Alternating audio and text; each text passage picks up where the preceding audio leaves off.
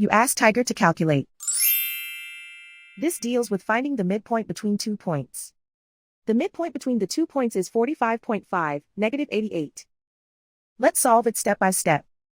Plot the 2 points and calculate the midpoint using the formula. The coordinates of point 1 are, x1 equals -6, y1 equals -81.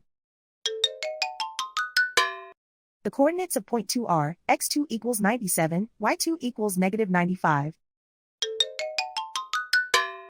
PM represents the midpoint of the 2 points.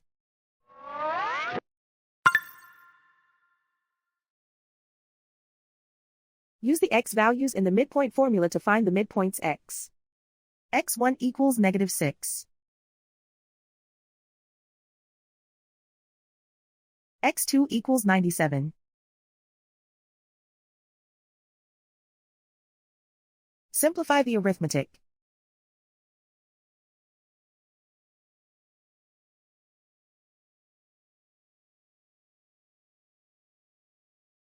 Use the y values in the midpoint formula to find the midpoints y. y1 equals -81. y2 equals -95. Simplify the arithmetic.